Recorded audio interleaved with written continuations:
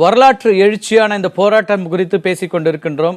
ஒரு நண்பர் ஒரு செய்தி அனுப்புறாரு. ஒரு நாள் காணும் பொங்கலாக இருக்கிறதுங்கிறது இன்னைக்கு மறுநாள் 4 நாள் காணும் பொங்கலாக இருக்கிறது. இந்த கூட்டம் என்பது 4 நாட்களுக்கு மேலும் கடந்து கொண்டிருக்குன்னு மோகன்ற ஒரு நண்பர் ட்வீட் பண்ணியிருக்காரு. கிட்டத்தட்ட அப்படிதான் சொல்ல, காணும் பொங்கல்ல கூட இந்த கூட்டத்தை நம்ம பார்க்க முடியல. அன்றைக்கு கூட்டமே இல்லாத ஒரு நிலை. ஆனால் இன்றைக்கு தொடர்ந்து இந்த பொங்கல்ல தமிழருடைய பண்பாடு அடையாளம் காக்கப்படணும், இந்த ஜல்லிக்கட்டு நடத்தப்படணும் அப்படிங்கிறதுக்காக ஒட்டுமொத்த சென்னை மாநகரத்தினுடைய மக்களும் அங்க சேர்ந்திருக்காங்களோங்கிற அளவுக்கான கூட்டம் இருக்கிறது. நம்ம தொடர்ந்து பேசலாம். அதுக்கு முன்னாடி கோவையிலிருந்து நமது செய்தியாளர் சுரேஷ் இணைந்திருக்கிறார். சுரேஷ், கோயம்புத்தூர்லயும் தொடர்ந்து 4 நாட்களாக ஆயிரக்கணக்கான மக்கள் அங்க கூடுகிறத பாக்குறோம். கொடிசியா மைதானத்திலே ஆகட்டும், மற்ற இடங்களையும் இப்படி பல இடங்கள்ல இருந்தும் இந்த கூட்டம் என்பது நிறைய இருக்குது. இன்றைக்கும் கூட இந்த 6 மணிக்கு மேலேயும் இவ்வளவு கூட்டம் இருக்கிறது. கோவை மக்களுடைய எண்ணம் என்னவாக இருக்கிறது? தற்போதைய கள நிலவரம் என்ன, சூழல் எப்படி இருக்கிறது?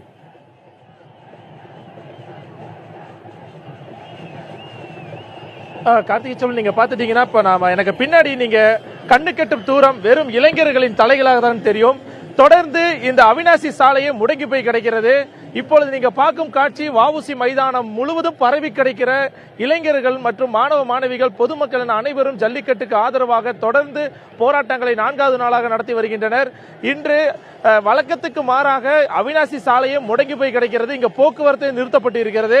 அந்த அளவுக்கு 50,000க்கும் மேற்பட்ட இளைஞர்கள் தொடர்ந்து வந்த வண்ணம் இருக்கின்றனர்.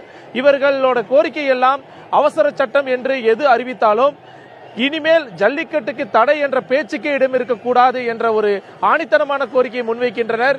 எந்த ஒரு தடையும் இல்லாமல் நிரந்தரமாக ஜல்லிக்கட்டை தங்கு தடையின்றி தமிழகத்தில் இந்த பாரம்பரிய விளையாட்டை நடத்தியாக வேண்டும் என்ற ஒற்றை கோரிக்கை ஆணித்தனமாக இவர்கள் பதிவு செய்கின்றனர். கொஞ்சம் கூட சோர்வில்லாமல் இளைஞர்களுக்கு உரித்தான அதே நேரத்தில் போராட்டம் என்ற போதிலும் அதில் எந்த ஒரு இடத்திலும் யாரும் சோர்வடைந்து கூடாது என்பதற்காக இடையிடையே இவர்கள் கலை நிகழ்ச்சிகளையும் நடத்தி வருகிறார்கள். அதுவும் பாரம்பரிய கலை நிகழ்ச்சிகளாக இருக்கக்கூடிய சிலம்பாட்ட கலை நிகழ்ச்சிகள் மற்றும் கரகாட்டங்கள். அது மட்டுமல்ல, உள்ளே இருக்கக்கூடிய பல்வேறு இளைஞர்கள் தார தப்பட்டை அடித்து அதற்கு நடனமாடி கொண்டிருக்கின்றனர். அப்புறம் இதுக்கு மேல பொதுமக்கள் மற்றும் பல்வேறு அமைப்புகளை சேர்ந்தவர்கள் வித்தியாச முறையால் இவர்களை உற்சாகப்படுத்தும் விதமாக பல்வேறு கலை நிகழ்ச்சிகள் இந்த மைதானத்தில் நடந்து கொண்டிருக்கின்றன. இது ஒரு பக்கம் இருக்க, என்னதான் உற்சாகம் கொண்டாட்டம் என்று இருந்தாலும் இவர்கள் அனைவரும் ஒன்றிணைத்திருப்பது ஜல்லிக்கட்டை தங்கு தடையின்றி தமிழகத்தில் நடந்தே தீர வேண்டும் என்ற ஒரு கோரிக்கை தான் வலுவா இவங்க வச்சிருக்காங்க. அது மட்டுமல்ல, பீட்டா அமைப்பை நிரந்தரமாக இந்தியாவிலிருந்து தடை செய்ய வேண்டும் என்ற கோரிக்கையும் வலுவாக இவங்க வச்சிட்டு இருக்காங்க. இவங்க கோரிக்கை எல்லாம் வாடிவாசலிலிருந்து எப்போது காளைகள் வெளியேறுமோ அப்போதுதான் இந்த மைதானத்தை விட்டு வெளியேறுவோம் என்ற கோரிக்கை இவங்க வச்சிருக்காங்க. கார்த்திகை சொல்லுங்க. சுரேஷ், தொடர்ந்து பேசலாம். இணைப்பிலே இருங்க சுரேஷ். இன்னொரு நகரத்திலிருந்தும் நமது செய்தியாளர்கள் கலந்து கொள்கிறார்கள், அதையும் நம்ம பார்க்கலாம். அதற்கு முன்னதாக ரகுவரன், மெரினா கடற்கரையில் இருக்கீங்க. மெரினா கடற்கரையுடைய இந்த ஒட்டுமொத்த கூட்டத்தையும் பார்க்கும்போது நமது நண்பர்கள் சொன்னது மாதிரி ஒரு 4 நாட்களாக ஒரு காணும் பொங்கலாக இருக்கிறத பார்க்கிறோம். பொங்கல்ங்கிறது 4 நாளா இன்னைக்கு விரிவடைந்துடுச்சு அப்படிங்கிற அளவுக்கான கூட்டமாக இருந்து கொண்டிருக்கிறது. தற்போதைய அந்த சூழல் எப்படி இருக்கிறது? பெண்கள் எவ்வளவு தூரம் அந்த போராட்டத்தில் இருக்கிறாங்க, அந்த களத்தில் இருக்கிறாங்க, குழந்தைகள் எவ்வளவு தூரம் இருக்காங்க, அதெல்லாம் பத்தி சொல்லுங்க. அதாவது நாம் புத்தாண்டு நிகழ்வன்று இரவன்று இந்த மெரினா கடற்கரையில் இருந்தோம். காணும் பொங்கல் அன்று சிறப்பு நிகழ்வுகளை செய்தோம். அப்பொழுது இருந்த கூட்டம் அன்று நாங்கள் தங்களுடைய இன்பமான சுற்றுலாவாக பெற்றோர்களுடைய குழந்தைகளுடைய வந்தாங்க. ஆனா இப்பொழுது கூடியிருக்க இந்த கூட்டமானது தங்களுடைய உணர்வுக்காக கூடியிருக்க கூட்டம். அது ஒரு நாள் 2 நாட்கள் அல்ல, 3 இரவுகள் 4 காலை பொழுதுகளை கழித்து இந்த இளைஞர்கள் தற்போதும் சோர்வடையாமல் தங்கள் உற்சாகத்துடன் தங்கள் ஒற்றை முழக்கத்தை கோரிக்கையை முன்வைத்து காத்திருப்பதை நம்மால் பார்க்க முடிகிறது. சென்னையை பொறுத்தவரை பெரும்பாலான கடைகள் அனைத்துமே மூடப்பட்டிருக்கின்றன. வணிக வளாகங்கள் மூடப்பட்டிருக்கின்றன. திரையரங்குகள் மூடப்பட்டிருக்கின்றன.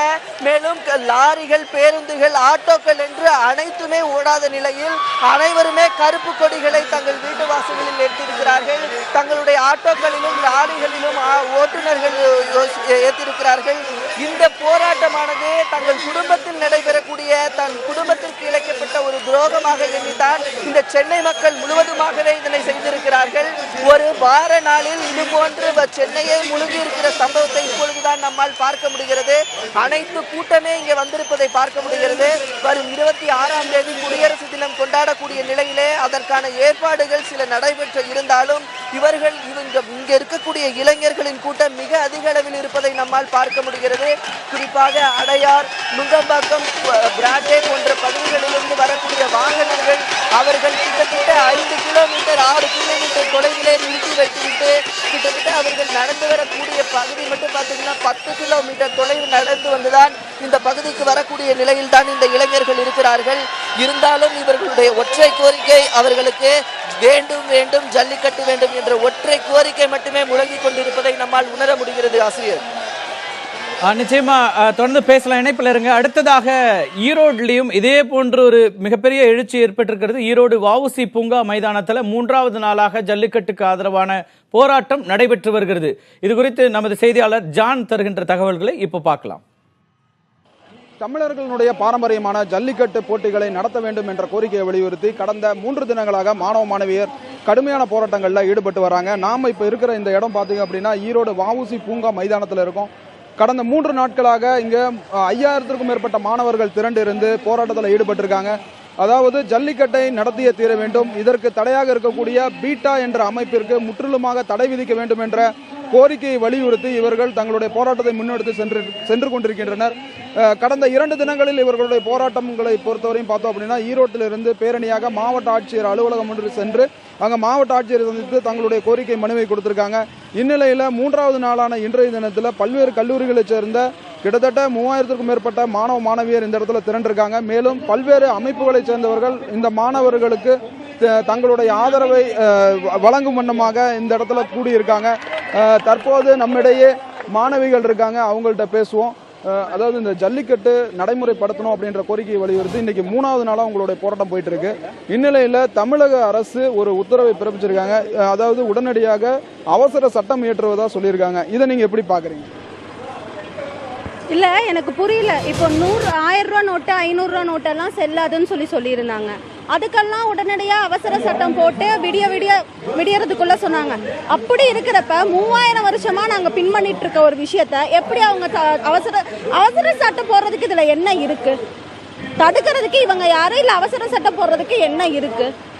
எவிடன்ஸ் கேக்குறாங்க. கேட்டா பீட்டா அமைப்பு வந்து எவிடன்ஸ் சப்மிட் பண்ணி எல்லாம் போராடுறாங்க, அவங்க ப்ரூவ் பண்ணிருக்காங்க.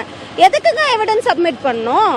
நேத்து வந்து இப்ப ரீசெண்டா வந்த நியூஸ், பீட்டாவோட சிஇஓ பூர்வான்னு சொல்லிட்டு ஒரு லேடி, அவங்க ட்விட்டர்ல ஃபேஸ்புக்ல எல்லாம் என்ன மென்ஷன் பண்ணிருக்காங்கன்னா, என்ன பண்ணாலும் என்ன கதறினாலும் ஜல்லிக்கட்டு நடக்காது. நீங்க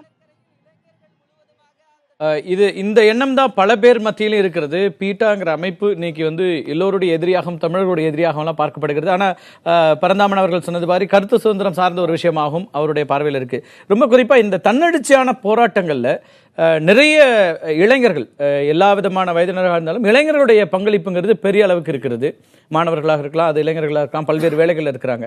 இந்த எழுச்சி அப்படிங்கிறது வந்து ஒரு தலைமை இல்லாததான் இருக்கு. எல்லோருமே வந்திருக்கிறாங்க, தானாக வந்திருக்கிறார்கள். ஆனால் அடுத்தடுத்த கட்டங்களுக்கு இப்படியான ஒரு நகர்வு என்பது சரியா இருக்க முடியுமா? அது எப்படியான நகர்வா இருந்தால் அது இன்னும் இது நல்லா இருக்கும், ஒரு சமூகத்திற்கு ஒரு கன்ஸ்ட்ரக்டிவான ஒரு வழியாக இருக்கிறது அப்படிங்கிறது. இளைய சமுதாயத்தினுடைய அந்த சக்திங்கிறது பொது சேவைக்காக, பொது பிரச்சனைக்காக, தமிழர்களுடைய ஒரு ஒட்டுமொத்த பிரச்சனைக்காக குரல் கொடுப்பதற்கு நான் தயாரா இருக்கேன். குரல் மட்டுமல்ல, என்னுடைய நாளையும் நான் வந்து நேரடியாக களத்திற்கு வரதுக்கு தயாரா இருக்கேன். எல்லோருமே கிட்டத்தட்ட 99% மாணவர்களுக்கு, இன்னும் சொல்லணும்னா 99.9% மாணவர்களுக்கு இதுதான் முதல் களம், போராட்ட களமாக முதல் களமா இருக்கு. அத்தனை பேரும் வந்திருக்கிறாங்க. அப்போ அவங்க மனதிற்குள்ள நீங்க சொன்ன மாதிரி பல 10 ஆண்டுகள் அல்லது கடந்த சில ஆண்டுகளாக இருந்திருந்த அந்த கோபம் அல்லது அந்த அவநம்பிக்கை, ஒரு ஃப்ரஸ்ட்ரேட், இது எல்லாம் சேர்ந்து இது வெடிச்சிருக்கிறது. இது ஆனா இந்த விஷயத்தோடு நின்றாம அடுத்த கட்ட நகர்வுகள் என்னவாக இருக்கணும்னு நினைக்கிறீங்க? முதலாவதாக வந்து இந்த கடந்த 10 ஆண்டுகளை நான் திரும்ப சொல்வதற்கான காரணம் என்றால், இது படிப்படியாக நகர்ந்து கொண்டிருக்கிறது. மாணவர்களிடையே ஒரு பொது வாழ்வில் நாம் ஈடுபட வேண்டும், பொது விஷயங்களை நாம் மேற்றெடுத்து பேச வேண்டும் என்பது. ஈழப்போர் போதும் கூட ஈழ மக்களுக்காக பேசியது, இனப்படுகொலைக்கு எதிராக குரல் மிகப்பெரிய அளவில் தமிழகத்தில் குரல் ஓங்கி நின்றது. அதற்கான ஒரு சரியான தீர்வு கிடைக்காமல் போனாலும் கூட அடுத்த நிலையில் கூட இந்த மாணவர்கள் தான் பெரும் சமூக அமைப்புகளில் நின்று மனித உரிமைக்காக இப்பொழுதும் பேசிக் கொண்டிருக்கிறார்கள் அந்த மாணவர்களும் இளைஞர்கள் தான். இது ஒரு அடித்தளமாக பார்க்கின்றேன். அடுத்த கட்டமாக நான் சொல்ல விரும்புவது, இந்த டாஸ்மார்க் எதிராக போராடியது முழுக்க முழுக்க டாஸ்மார்க்காக தமிழகத்தில் முன்னின்று நடத்தியது அந்த மாணவர்கள் தான். சென்னை பல்கலைக்கழகம் எல்லா தமிழகத்தை சார்ந்த பல பகுதிகளில் அந்த அதே இளைஞர்களும் மாணவர்களும் தான், மாணவிகளும் கூட. மாணவர்கள் மாணவிகள் இளைஞர்கள் நம்ம சொல்றதுல எல்லாரும் பொதுவானது. அது மிகப்பெரிய ஒரு தாக்கம் என்று நினைக்கிறேன். அதே போல் அந்த ஈரோட்டிலிருந்து பேசிய அந்த மாணவி அவர் சொன்னபோது, நீங்கள் ஒரு அவசர சட்டம் என்று சொல்லும் பொழுது எதற்காக அவசர சட்டம் என்று இன்றைய இரவு தொலைக்காட்சியில் தோன்றி நாளை காலை 8 மணி முதல் இந்த பண மதிப்பீடு நீக்கம் என்பது செயல்முறையில் எடுக்கும் என்று சொல்லும் பொழுது குறைந்தபட்சம் 10 மணி நேரம் அவகாசம் கூட மக்களுக்கு கிடையாது. வங்கிக்கு செல்வதோ அல்லது ஏடிஎம் செல்வதோ வாய்ப்பே கிடையாது. இவ்வாறு ஆயிரம் ஆண்டுகளாக இருக்கின்ற பாரம்பரிய முறைகளுக்கு நீங்கள் அவசர சட்டம் என்று கொண்டு வரும்போது இதை அரசாங்கம், இதை நான் கடந்த முறை விவாதம் நடந்த போது நான் இதை கருத்து சொன்னேன். என்றால் நீங்க 12 மாதங்கள் வருடத்தில் இருக்கும்போது எவ்வாறு ஜனவரி மாதம் 13ஆம் தேதி தான் நாம் உச்ச நீதிமன்றத்தில் நமது அரசுகளும் நமது அதிகாரிகளும் அங்கு இருக்கின்றார்கள், அதற்கு நீங்கள் இவ்வாறு தான் சமூகத்தின் மதிப்பீடு செய்து கொண்டிருக்கின்றீர்கள். ஏதோ தினசரி ஒன்றை இந்த விஷயங்கள் நம்ம பேசியிருக்கோம். என்னுடைய அடுத்த கட்டமா இருக்கிறது, இப்போ எழுத்தாளர் ரவிக்குமார் உள்ளிட்டவர்கள் இந்த விஷயத்தை அடுத்ததாக பார்க்கும்போது என்னெல்லாம் செய்யணும்னு சொல்றாங்க. அப்போ ஒரு நீண்ட கால இலக்கினுடைய அவசியத்தை உணர்தல் அவசியம். இப்ப வந்து ஜல்லிக்கட்டுங்கிறது உடனடியான ஒரு தீர்வு, அவங்க எதிர்பார்க்கிற உடனடி தீர்வாக இது இருக்கணும். இதன் மூலமாக தமிழர்களுடைய உரிமை மீட்கப்பட்டிருக்கு. இது அப்படிதான் பார்க்கிறாங்க. ஜல்லிக்கட்டை ஒரு இதாக மட்டும் பார்க்கல, உரிமை மீட்புக்கான ஒரு விஷயமாக மாநில நலன் சார்ந்த விஷயங்கள்ல பார்க்கப்படுது. அப்ப அந்த நீண்ட கால ஒரு திட்டமிடல் அப்படிங்கிறதுக்கான அவசியம் இருப்பதாக இவங்க எல்லாம் உணர்றாங்க. அதை எப்படி இவங்க முதலாவதாக இது சார்ந்த மிக முக்கியமான ஒரு விடயம் கூட நான் முதலாவதாக பார்ப்பது ஒன்று, ஒரு இந்திய தேசம் என்றால் என்ன என்பதை கூட ஒரு வினா என்று சொல்லும் பொழுது, இந்திய தேசம் என்பது பல தேசிய இனங்களையும் குடும்பங்களையும் கொண்டது. அதனால் கலாச்சார ரீதியான விடயங்களை கூட இந்த தேசிய இனங்கள் குழுமங்கள் எடுத்துரைப்பதற்கு சட்ட ரீதியான உரிமையும் அதற்கு நிகரான ஒரு சட்ட உரிமை இருக்கின்றது. இதை முதலாக சொல்லும் பொழுது, அடுத்ததாக பேசும்பொழுது கூட இந்த பிரெஞ்சு 1968 பிரான்சில் நடந்த ஒரு மாணவர் எழுச்சி என்பது உலக அளவில் ஐரோப்பாவிலும் பல பகுதிகளிலும் பேசப்பட்டது. ஆனால் 1980களில் நடந்த அரசியல் மாற்றத்திற்கு மிக முக்கியமாக வித்தாக இருந்தது 1968 நடந்த எழுச்சி, மாணவர் எழுச்சி, இளைஞர்களின் எழுச்சி. அதே போல் வந்து நான் பர்மாவில் நடந்த அந்த சஃப்ரான் ரெவல்யூஷன் சொல்லப்படுகின்ற புத்த துறவிகள் அந்த சமூக களத்தில் வந்த பொழுது சமூகத்தில் பேசுவதற்கு ஆளே இல்லை என்ற ஒரு நிலை வந்தது. இப்பொழுது நீங்கள் தமிழகத்தையும் இந்தியாவை பற்றி நீங்கள் வாக்காளர்களுக்கு பணத்தை கொடுத்து விட்டு நீங்கள் ஒரு ஏதோ பணத்தை கொடுத்து பணத்தை பிணத்தின் மீது திணிப்பது புகழ் திணித்து இந்த வறுமையின் காரணத்தினால் மக்களின் ஒரு சொல்ல முடியாத பல விடயங்களால் அந்த பணத்தையும் பெற்றுக்கொண்டு வாக்களிக்கும் போது அந்த சூழலில் தான் இந்த இளைஞர்களும் திரும்புகின்றார்கள். இதை நான் தமிழகத்தின் மறுமலர்ச்சி என்று சொன்னது, அது தமிழ் ரெனேசான்ஸ் என்று சொல்ல விரும்புகிறேன். ஆனால் இந்த ரெனேசான்ஸில் கூட, இந்த மறுமலர்ச்சியில் கூட பல அநீதிகள் மறைக்கப்படும், சமூக அநீதிகள். அத்தகைய அநீதிகளை கூட இந்த இளைஞர்கள் உள்நின்று நிறுத்தி அந்த ஒரு சமூக நீதிக்கான ஒரு பாதையாக அமையும் பொழுது தான் இந்தியாவில் கூட மத்திய மாநில ஆட்சிக்கான மத்திய மாநில தமிழகத்தின் உரிமைகள், நதிநீர் சார்ந்த விடயங்கள், பிறகு அதே சமயத்தில் கனிம வளங்கள் சார்ந்த உரிமைகள், அரசியல் சாசன ரீதியான மாநிலத்திற்கான ஒரு முக்கியமான பிரச்சனைகள். இன்னும் சொல்ல போனால் நான் திரும்பவும் அந்த ஈழ பிரச்சனையை சொல்லும் பொழுது தமிழக சட்டமன்றத்தில் எத்தனை தடவை நாம் தீர்மானங்கள் நிறைவேற்றியிருக்கின்றோம். பன்னாட்டு தளத்தில் மனித உரிமை மன்றத்தில் இந்த ஈழ மக்களுக்காக நீங்கள் ஒரு தீர்வுக்காக சொல்லும். இலங்கை அரசுடன் தொடர்ந்து இவர்கள் மத்திய அரசாங்கம் தீர்வு சொன்ன போது கூட மக்களுக்கு ஒரு நம்பிக்கை. எனக்கு அந்த இடத்துல தான் நீங்க அந்த குறிப்பிட்ட கேட்கறதுனால சொல்றேன். அப்ப அந்த போராட்டத்திற்கு பிறகு நம்ம அந்த மாணவ சக்தியை அதுக்கு மேல வேறு விஷயங்களுக்கு பெருசா ஒரு விடயமா அதை வந்து இப்ப ஒரு கன்சிஸ்டன்டா அல்லது ஒரு போக்கஸ்டா போறதுக்கு நம்ம அடுத்த கட்டத்துக்கு கொண்டு போகல, அதற்கான ஒரு இல்லாம நடந்துருச்சு. இப்ப இவ்வளவு பெரிய எழுச்சி இருக்கிறது. ஆனா இப்ப இந்த எழுச்சியில் இருக்கின்ற ஒரு சின்ன எனக்கு ஒரு ஒற்றை கருத்தை மட்டும் முன்வைக்கும் பொழுது, இந்த எழுச்சியில் ஒற்றை கருத்தை மட்டும் நாம் முன்வைத்தால் மாற்றத்தை நீண்ட காலத்திற்கு பெரும்பாலான இந்த முன்னணியில் இருக்கிற பெரும்பாலான இளைஞர்கள் அதை இல்லன்றாங்க. கடந்த 2 நாட்களாக நம்மளுடைய சிறப்பு நேர்பட பேசு நிகழ்ச்சியில பேசுற எல்லோருமே சொல்றாங்க இது தொடக்கம், அதற்கு பிறகு நாங்க விவசாயிகள் பிரச்சனையில தொடங்கி காவிரி பிரச்சனை உள்ளிட்ட எல்லா பிரச்சனைகளையும் சமூகத்தினுடைய குறிப்பாக தமிழர்களுக்கான அடிப்படையான முக்கியமான பிரச்சனைகள்ல எங்களுடைய கவனம் இருக்கும் அப்படின்னு சொல்றாங்க. அதை எவ்வளவு தூரம் வந்து ஒரு கட்டமைக்கப்பட்ட ஒழுங்கமைக்கப்பட்ட அல்லது அடுத்த கட்டத்திற்கு எடுத்து போவதற்கான செயல் திட்டங்கள் கொண்டதாக அது இருக்க முடியும் அப்படிங்கறது அது கட்டமைப்பு என்பது வந்து நாம் சிறிது காலம் பொறுத்திருந்து தான் பார்க்க வேண்டும். கட்டமைப்பு என்பது அதற்கான அடித்தளங்கள், சமூக அடித்தளங்கள், மாணவர்களுடைய இவர்களுக்கு ஒற்றுமை, அதே சமயத்தில் வந்து இப்பொழுது நிச்சயமாக இதற்கான ஒரு நல்ல செய்தி தமிழக அரசிடம் கிடைக்கும். அவ்வாறு நல்ல செய்தி கிடைக்கவென்றால் ஒரு மாடு முட்டி அரசாங்கம் கவிழ்ந்ததாக தமிழகத்தின் வரலாற்றில் இன்று இடம்பெறும். அதை தமிழக அரசும் விரும்பாது, மக்களும் விரும்ப மாட்டார்கள். ஆனால் அதே நிலையில் இந்த ஒற்றை கோரிக்கை நிலையிலிருந்து நீங்கள் சொல்லுகின்ற விடயங்களை எனக்கு வந்து ஏதோ ஒரு இது மிகவும் பெருமைக்குரிய ஒரு விஷயம். இளைஞர்களும் மாணவர்களும் வந்து பொது சமூக விஷயங்களையும் தேசிய அதெல்லாம் வர்றாங்க. எனக்கு என்னோட கேள்விங்கிறது இப்ப தலைமை எதுவுமே கிடையாது. எல்லோருமே வந்து அங்கிருந்து அவங்களுடைய விருப்பம் சார்ந்து இதுல வர்றாங்க. ஆனா இதுக்கு அடுத்த கட்டங்களை நோக்கி போகும்போது குறைந்தபட்சமாக ஒரு குழுவாக ஒரு தலைமை அவங்களுக்கு தேவைப்படுமா, அல்லது தொடர்ந்து எப்படி செயல்பட்டால் அது சரியா இருக்கும்? உங்களுடைய கடந்த கால அனுபவத்திலிருந்து நான் சொல்லுவேன். நிச்சயமா அவங்களுக்கான ஒரு தாட் ப்ராசஸ் தொடங்கி இருக்கிறது, அவர்களுக்காக நிறைய பேசிட்டு இருப்பாங்க. ஆனாலும் கூட உங்களுடைய அனுபவத்தில் ஒரு கூட்டு தலைமை என்பதற்கான பார்க்க என்றால் இப்பொழுது அதனுடைய ஒரு சரியான ஒரு கூட்டு தலைமை இருப்பதாகவோ தனித்தனி குழுமங்களாகவும், இதில் மிகப்பெரிய குழுமங்கள், சிறிய குழுமங்கள், அதில் மற்றொரு அரசியல் வைத்து பேசுகின்ற குழுமங்கள் கூட இதில் இயங்கிக் கொண்டிருக்கின்றன. நிறைய பேர் வந்து பல விடயங்களை முன்வைத்து பேசுகின்றன. அவ்வாறு இந்த ஒரு போராட்டத்தின் முடிவில் நீங்க சொல்ற குறிப்பிட்ட அந்த விஷயத்தையும் நம்ம கவனிக்க வேண்டியிருக்கு. இப்படியான ஒரு மாபெரும் எழுச்சியில பல்வேறு கட்ட ஒரு காரணங்கள்ல வந்து சேர்ந்திருக்கிறவங்க மத்தியில அடிப்படைவாதிகளும் கூட இதுல வந்ததுக்கான வாய்ப்புகள் இருக்கு. அதுல இருந்தும் அவங்க தங்களை மிகச்சரியாக புரிந்து வைத்திருக்கிறார்கள். இதுவரைக்கும் இந்த கடந்த சில நாட்களாக ஒரு வாரத்திற்கு மேல நடக்கிற போராட்டங்கள்ல அவங்க ரொம்ப தெளிவா இருக்கிறாங்க. இப்படியான ஒரு தெளிவோடையும் அவங்களுடைய பயணம் இருக்கிறது. எனவே அவங்களுக்கு வந்து ஒரு திட்டமிடல் அப்படிங்கிறது சரியா இருக்க முடியும்.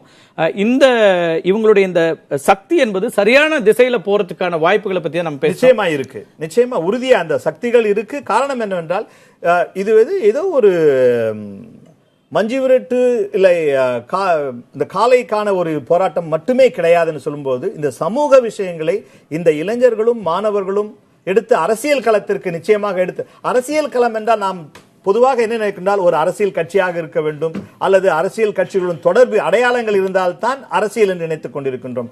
ஆனால் சமூக தளத்தில் இருந்து அரசியல் செய்யும் போது ஒன்று அரசியல் கட்சிகளை மாற்றுவோம், இல்லாவிடில் அவர்களை விளக்குவோம், அவர்களை விட்டு விலகி அரசியல் செய்ய முடியும். ராதாகிருஷ்ணன், நீங்க என்னுடைய புரிதல் என்னன்னா, அதாவது இது இப்ப தெரிவிச்சிட்டாங்க, அதாவது இந்த மாதிரி ஒரு பிரச்சனை வந்திருந்தால் நாங்கள் இனியும் வந்து இது போல கூடக்கூடிய வாய்ப்பு இருக்கிறதுங்கிறது, அதை அந்த புரிதல் நிச்சயமாக அரசியல் கட்சிகளுக்கும் வந்துவிடும், அரசாங்கத்துக்கும் வந்து வரும் என்ற நிலையில் தான் நான் இருக்கிறேன். இது ஒரு அடுத்த கட்டத்துக்கு எடுத்து கட்சிகள் மத்தியில் இதுக்கான புரிதல் வந்திருக்குன்னு நினைக்கிறீங்களா? இவ்வளவு பெரிய யாரையுமே எங்களுக்கு வேண்டாம், ஒரு மாற்று அரசியல் வேணும் அப்படிங்கிற கருத்தை தொடர்ந்து முன் வச்சிட்டு இருக்கிறாங்க.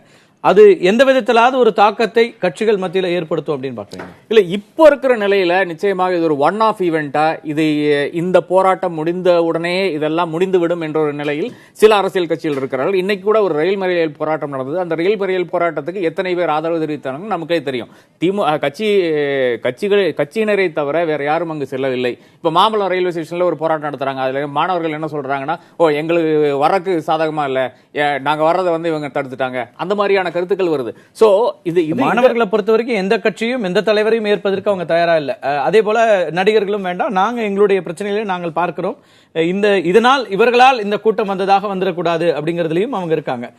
என்னோட கேள்வி, இப்ப நம்ம இதெல்லாம் கடந்து அடுத்ததாக இந்த நீங்க சொல்ற மாதிரி ஒருவேளை இவங்க வந்து எல்லாத்துக்கும் வீதிக்கு வந்துதான் வரணும்னு அவசியம் இல்லை, ஆனால் இந்த மனதில் இருக்கிற இவர்களுடைய இந்த கோபம், இவங்களுடைய இந்த அதிருப்தி என்பது வாக்குகளாகவும் அது வெளியில வரலாம், மற்ற விஷயங்களையும் வெளியில வரும். அதை புரிந்து வைத்திருக்கிற இடத்துல கட்சிகள் இருக்காங்களான்னு நான் கேட்கிறேன். இது மிக தெளிவாக இந்த ஒரு கூட்டத்தின் வாயிலாக, அதாவது ஒரு 3 ராத்திரி ஒரு 4 நாட்களான இந்த கூட்டம் நடைபெற்று கொண்டிருக்கிறது. அது மறுநாள் மட்டும் கிடையாது, மட்டும் இல்ல, தமிழ்நாட்டில் ஒட்டுமொத்தம் நடந்து கொண்டிருக்கிறது. 5 நாட்கள் நடக்குது, அதுக்கு முன்னாடியே தொடங்கிருச்சு. ஆமா, இந்த ஒரு நிலையில நிச்சயமா இதை வந்து ஒரு அரசியல் கட்சி புரிந்து கொள்ளவில்லை என்றால் நிச்சயமாக அது தமிழ்நாட்டில் ஒரு சமூகத்திலே அவங்க வந்து எக்ஸிஸ்ட் பண்ண முடியாது. அப்போ அதனாலதான் நான் கூறுகிறேன், இது அடுத்த ஒரு நகர்வை நோக்கி போக வேண்டிய அவசியம் கிடையாது என்று நான் கருதுகிறேன். இதுக்கு முன்னால சார் சொன்ன மாதிரி அந்த டாஸ்மாக் அஜிடேஷன்ல என்ன நடந்ததுன்னா மிக கொடூரமாக தாக்கப்பட்டு உண்மையிலே கேஸ் எல்லாம் போடப்பட்டு எந்த ஒரு போராட்டத்துக்காக மாணவர்கள் வந்து வெளிவந்தாலும் 1992 நான் பார்த்திருக்கேன் ஸ்ரீராமச்சந்திரா மருத்துவக் கல்லூரிக்கு எதிரான, அதாவது அந்த தனியாருக்கு ஹேண்ட் ஓவர் பண்றாங்க ஜெயலலிதா அரசு. அந்த டைம்ல வந்து மாணவர்கள் வெளிவர்றாங்க, 75க்கு மேற்பட்ட மாணவர்கள் மேல கேஸ் பாயுது. ஒரு 5-6 வருட காலம் அவங்களுடைய எஜுகேஷனே பாழாய் போகுது. அந்த நாள் தொட்டு இந்த நாள் வரையிலான டாஸ்மாக் அஜிடேஷன் வரையிலான கால அளவில் எந்த மாணவன் வெளிவந்தாலும் அவனை வந்து கோரமாக பீடிக்கப்பட்டு ஜெயிலில் அடைக்கப்பட்டு ஜுடிஷியல் கஸ்டடியில் போட்டு இந்த மாதிரியான சித்திரவதை செய்த ஒரு தமிழக அரசு திடீரென்று இவ்வளவு மாணவர்கள் குழுமி இருக்கும் ஒரு நேரத்தில் வந்து ஒன்றும் செய்யாத ஒரு நிலையில் இருக்கிறது. இது அரசனுடைய புரிதல். அதாவது இது கேஸ் போட்டா இது நிக்காதுங்கிறது வந்து விட்டது. அதே போல ஒரு கிரிமினல் சார்ஜ் போடணும். நீங்க வந்து ஒரு ட்ரெயின் அதாவது ரயில்வே ட்ராக்ல இறங்கினா நீங்க கிரிமினல் சார்ஜ் போடணும். 3000 பேர் அங்க போய் நிக்கிறான் மதுரையில, நீ என்ன பண்ண முடியும்? இதுதான் இது அரசாங்கங்களுக்கு புரிந்து விட்டது, நிச்சயமாக அரசியல் கட்சிகளுக்கும் புரிந்து விட்டது என்று கருதுகிறேன். அடுத்ததாக இந்த தன்னார்வ தொண்டு நிறுவனங்கள், இந்த பீட்டானால இருக்கிற தன்னார்வ தொண்டு நிறுவனங்களுக்கு எல்லாத்துக்குமே ஒரு கெட்ட பேர் வந்திருக்கு என்று நான் கருதுகிறேன். வேற ஒன்றும் கிடையாது. நீங்க 2 வழியாக நீங்க சமூக மாற்றம் கொண்டு வரலாம். ஒன்னு, நீங்க இந்த மாதிரி ஒரு சட்டத்தை போட்டு இதான்ப்பா நாளையில இருந்து சட்டம்னு சொல்லிட்டு நீங்க கிராமமா போய் சொல்லிடலாம். இல்லைன்னா அதை வந்து மீறி நடப்பவர்கள் மேல நீங்க ஒரு கருத்தையும் யார்கிட்டையும் சொல்லல, நீங்க வந்து ஊடகம் மூலம் பரப்பவில்லை. திடீர்னு அவன் வந்து நேற்று வரை என்ன செய்து கொண்டிருந்தானோ அதை இன்னைக்கு செய்தால் நீ அவனை அரெஸ்ட் பண்ற நிலையில இருந்தீங்கன்னா அது ஒரு சட்டமா? சமூக மாற்றம் வந்து சட்டத்தின் மூலம் கொண்டு வர முடியாது. அப்போ தன்னார்வ பீட்டா மாதிரியான தன்னார்வ தொண்டு நிறுவனங்கள் நிச்சயமாக கிராமப்புறங்களில் சென்று அந்த கிராம மக்கள் கூடயும் அதுபோல டிஸ்ட்ரிக்ட் அட்மினிஸ்ட்ரேஷன் கூடயும் மத்திய மாநில அரசியல் கூடயும் நிச்சயமாக கலந்தாலோசித்து அதற்கான வழிமுறைகளை கையாள வேண்டும் என்றதுதான் என்னுடைய கருத்து. நீங்க சும்மா ஏதோ சுப்ரீம் கோர்ட்ல போய் ஒரு ஜட்மெண்ட் வாங்கிட்டு வந்துட்டீங்க, ஆர்டர் வாங்கிட்டு வந்துட்டீங்க மட்டும் இங்க வந்து சமூக மாற்றம் வந்து விடாது. நிச்சயமாக ஒரு எவ்வளவோ என்ஜிஓஸ் வந்து எவ்வளவோ பிரச்சனைக்கு நடுவில் நிறைய எனக்கு வந்து அடிக்கிட்டே போகலாம். நானும் ஒரு தன்னார்வ தொண்டு நிறுவனத்தில் ஒர்க் பண்ணிட்டு இருக்கேன். திடீரென்று ஒரு நிறுவனத்தில் வந்து எலக்ட்ரிசிட்டி போர்டில் நாங்கள் தப்பா கணக்கு போட்டோம்ப்பா அப்படின்னு சொல்லி இன்னைக்கு ஃபீஸ் பிடிங்கிட்டு போயிட்டான். இந்த மாதிரியான எவ்வளவோ தன்னார்வ தொண்டு நிறுவனங்கள் தவித்து கொண்டு நிற்கும் நிலையில ஒரு தன்னார்வ தொண்டு நிறுவனம் மேல இவ்வளவு வெறுப்பு வந்திருக்கிறது. இது மற்றுள்ள அமைப்புகள் மேலும் வந்து விடுமோ என்ற ஐயம். அது யாருக்கான ஆர்வலரமா இருக்காங்கிற கேள்வி இருக்கு. இவ்வளவு வெறுப்பு வரக்கூடிய இடத்துக்கு இருக்குன்னா அது தன்னார்வ தொண்டு நிறுவனமாக யாருடைய ஆர்வத்திற்கான தொண்டு நிறுவனமா இருக்கு அப்படிங்கிற கேள்வியும் வரும். எனக்கு இப்ப நீதிமன்றங்கள் புரியுதா இல்லையாங்கிறத தாண்டி பீட்டாவுக்குமே அதுல இருக்கிற நிர்வாகிகளுக்கும் இத்தனை கோடிக்கணக்கான மக்களுடைய உணர்வுகள் புரியாதா? அப்ப என்ன தன்னார்வம், யார் மேல ஆர்வம் அப்படிங்கிற கேள்வி வருது. இல்ல அவங்களுக்கு ஒரு இவ்வளவு அதிகார உணர்வு எங்கிருந்து வந்தது தான் கூடாது. அவர்கள் சொல்கின்ற விஷயங்கள்ல வந்து உண்மை இருக்கலாம், உண்மைக்கு புறம்பான விஷயங்கள். ஆனா இவ்வளவு அதிகாரத்தின் ஒரு மாநிலமே சேர்ந்து அதற்கான ஒரு கலாச்சார ரீதியான வேண்டுகோளை வைக்கும்போது இது நடக்கவே நடக்காது. மற்றும் இந்த வட இந்திய தொலைக்காட்சிகளில் வந்து மிகவும் கேவலமான முறையில் வந்து விவாதங்கள் வைக்கப்பட்டது. என்றால் நீங்கள் இது ஒரு மிருகங்களுக்கு எதிராகவும் ஒரு விவேகமான ஒரு வாதங்களே கிடையாது நீங்கள் முன்வைக்கின்ற விவாதங்கள் என்று சொல்லும்போது இந்த கலாச்சார அடிப்படையிலான விஷயங்களை எடுத்து வைக்கும் போது கூட ஒரு சரியான நீதியரசர் சொன்னாரு, நீதிபதிகளுக்கே கூட அந்த புரிதல் வந்து இல்ல. உயர்நீதிமன்றத்தில் இருக்கிற நீதிபதிகளால இங்க இருக்கிற கலாச்சாரத்தை புரிந்து கொள்ள முடிகிறது, ஆனால் உச்ச நீதிமன்றத்தில் அப்படியான புரிதல் இல்லை என்றாரு. திரு ஹரி பரந்தாமன், உங்கள்கிட்ட முக்கியமான சில கேள்விகள், சட்ட ரீதியா பல விளக்கங்கள் கொடுத்தீங்க. இன்னொரு முக்கியமான விஷயமும் கூட ஒரு காமன் மேன் மத்தியிலிருந்து எழுப்பப்பட்டது, அது ஏற்கனவே விளக்கப்பட்டதுனாலும் உங்கள் மூலமாக தெரிஞ்சுக்க ஆசைப்படுறேன். கிராம சபை மூலமாக ஒரு தீர்மானத்தை நிறைவேற்றி இதை நடத்த முடியும் அப்படிங்கிற ஒரு விஷயமும் பரவலா எல்லாராலையும் பேசப்பட்டது. அப்படி ஒரு வாய்ப்பு உண்டா?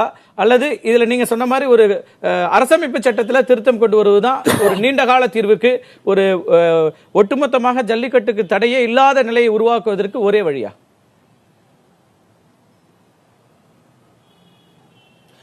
நிச்சயமாக கிராம சபையில திருத்தம் பண்ணி வர முடியாதுங்க. ஏன்னா மாநில சட்டசபை போட்டதிலேயே முடியாதுன்னு சொல்லியாச்சு உச்ச நீதிமன்றம். ஆமா. எனவே மிருகவதை தடை சட்டத்துல திருத்தம் கொண்டு வந்து முதல்ல பார்க்கலாம். அதை வந்து எது வதை இல்லை, இது வந்து ஜல்லிக்கட்டுன்னு சொல்லி பார்க்கலாம். அப்படியும் உச்ச நீதிமன்றத்துக்கு அதுல புரியவில்லை, தமிழ்நாட்டு மக்களுடைய கோடிக்கணக்கான மக்களுடைய விருப்பத்தை புரிஞ்சிக்க முடியலன்னா அரசமைப்பு சட்டத்துல திருத்தம் கொண்டு வரலாம். இப்ப எல்லாரும் சொல்றாங்க இந்த பொங்கல் நேரத்துல நூற்றுக்கணக்கில் இல்ல ஆயிரக்கணக்கில் அல்ல லட்சக்கணக்கில் தடையை மீறி இப்ப ஜல்லிக்கட்டு நடத்திட்டாங்க. அதுக்கப்புறம் இப்ப உடவுடன் நடந்துடும், அதெல்லாம் பிரச்சனை. தொடர்ந்து இது நடைபெறுவதற்கு எப்படின்றதுதான் கேள்வி. அதனால இப்போ உச்சநீதிமன்றம் இப்போ அந்த லட்சக்கணக்கான பேர்களை ஆயிரக்கணக்கான பேர்களை தண்டனை கொடுக்க முடியுமா? சாத்தியமா? சாத்தியமே இல்லை. நீங்க சொன்னது போல அப்போ டாஸ்மாக்ல ஏன் அப்படி ஒரு கொடூரமாக தாக்கப்பட்டார்கள்? இதுபோல் ஆயிரக்கணக்கில் லட்சக்கணக்கில் திரளவில்லை, அதனாலதான் தாக்கப்பட்டார்கள்.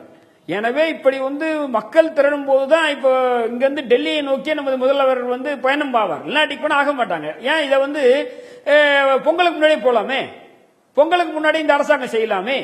இப்போ கூட ஏன் மத்திய அரசு ஒரு அவசர சட்டத்தை போட மாட்டேங்கிறாங்க?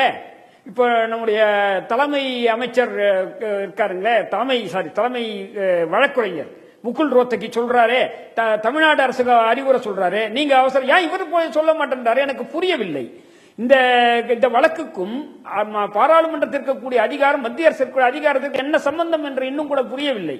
ஏன்னா நீட் வழக்கில் அதை பண்ணாங்களே, இப்ப நீட்ல கூட அவசர சட்டம் போட்டாங்க போன வருஷம், இந்த வருஷத்துக்கு கிடையாது. அது மீண்டும் அந்த பிரச்சனை இருக்கிறது. இப்ப இருக்கக்கூடிய மாணவர்களுக்கு முன்னாடி, இளைஞருக்கு முன்னாடி இருக்கு. இந்த வருஷம் நீட்ல நம்ம கவர்மெண்ட் ஸ்கூல்ல படிக்கிற பையன் ஒருத்தன் கூட பாஸ் பண்ண முடியாது அதுல. ஏன்னா அது சிபிஎஸ்இ சிலபஸ். கவர்மெண்ட் ஸ்கூல்ல படிக்கிற பையனால எப்படி முடியும்? இன்னைக்கு கவர்மெண்ட் ஸ்கூல்ல தான் ஏழை பிள்ளைங்க படிக்கிறாங்க, அல்லது எய்டட் ஸ்கூல்ல படிக்கிறாங்க. இது எல்லாத்தையும் பல்வேறு இது மாதிரி பிரச்சனைகள் இருக்கு பாருங்க. டாஸ்மாக் இருக்கட்டும், அல்லது நீட் பிரச்சனையாக இருக்கட்டும், அல்லது காவேரியிலேயே மேலாண்மை வாரியம் அமைக்கவில்லை. இதெல்லாம் இப்ப இந்த மாதிரியான இதுக்கெல்லாம் இப்ப இந்த சட்ட ரீதியான தீர்வு அல்லது மக்களுடைய இந்த மாதிரியான பெரிய அளவிலான திரள் தான் இதுக்கு தீர்வு காணும் அப்படின்னு நான் நினைக்கிறேன். இப்ப இந்த பெரும் திரள் அப்படிங்கிறது அடுத்த கட்டமாக எப்படி இருக்கணும் அப்படின்னு நீங்க உங்களுடைய அனுபவத்தில இருந்து நீங்க பாக்குறீங்க? சொல்றாங்க கிராம சபைக்கு அதிகாரம் இருக்குன்னு எனக்கு புரியவே இல்லை. இல்ல எந்த சட்டம் சொல்லணும், எந்த பிரிவின் கீழே கிராம சபைக்கு இந்த அதிகாரம் இருக்கு? மாநில அரசை விட கிராம சபைக்கு அதிகாரம் இருக்கான்னு நிச்சயமா அந்த அதிகாரம் என்பது நீங்க சொன்ன மாதிரி சட்டமன்றத்தில் ஏற்றப்பட இந்த சட்டத்துக்கே இல்லாத போது கிராம சபை தீர்மானங்களுக்கு என்ன இருக்கு அப்படிங்கிற கேள்வி இருக்கிறது. அதை கடந்து இந்த மாணவர் புரட்சி, பெருந்திரள் புரட்சி, இவ்வளவு பெரிய எழுச்சியை அடுத்த கட்டமாக எப்படி போகணும்? ரொம்ப சுருக்கமா உங்களுடைய கருத்துக்களை முன்வைங்க. உங்களுடைய அனுபவத்திலிருந்து ஒரு சமூகத்திற்கு மிக முக்கியமான ஒரு பொறுப்புணர்வோடு இருக்கிற இளைஞர் கூட்டம் இன்னைக்கு இருக்கிறது. இந்த இளைஞர் கூட்டத்தினுடைய அடுத்த கட்டமான பார்வை எப்படி போனா நல்லா இருக்கும் அப்படின்னு நீங்க நினைக்கிறீங்க? இல்ல, நீங்க இது வரைக்கும் போனவங்க அத்தனை பேருமே சொன்னது கடந்த 10 ஆண்டுகளாக நடந்த பல நிகழ்ச்சிகளின் அல்லது மக்கள் கோபத்தின் ஒட்டுமொத்த வெளிப்பாடு என்பதாகத்தான் நான் இதை பார்க்கிறேன்.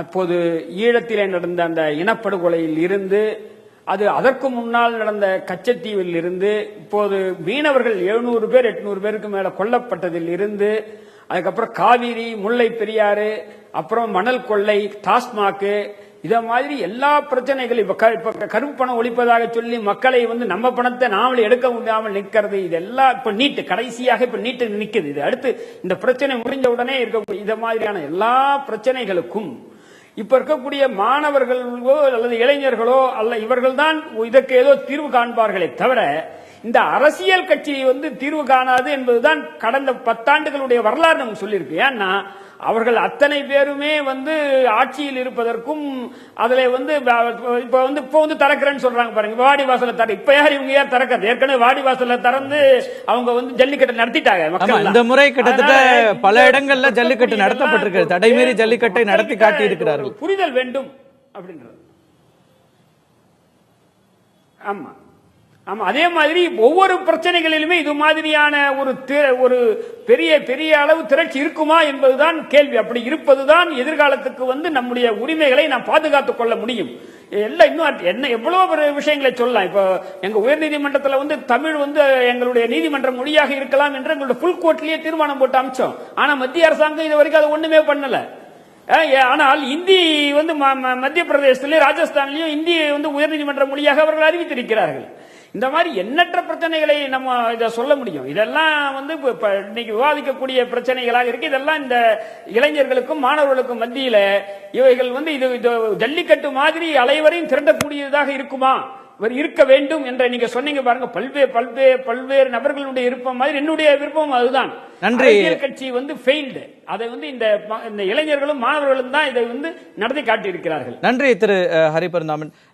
மாணவர்களுடைய இந்த எழுச்சி அடுத்த கட்டத்தை நோக்கியும் போகும். இந்த அவர்களுடைய குரல் கோபம் என்பது ஒரு ஜல்லிக்கட்டுக்கானது மட்டுமல்ல, பல்வேறு பிரச்சனைகள்ல தமிழ்நாடு சம்பந்தப்பட்ட, மாநில உரிமை சம்பந்தப்பட்ட, மாநில நலன் சார்ந்த விஷயங்களையும், தமிழர்களுக்கான பண்பாடு கலாச்சாரம் உள்ளிட்ட விஷயங்களையும் அவர்களுக்கு இருந்த அந்த கோபத்தினுடைய வெளிப்பாடாகவும் ஒட்டுமொத்த வெளிப்பாடாக தான் இது வெளிப்பட்டிருக்கிறது.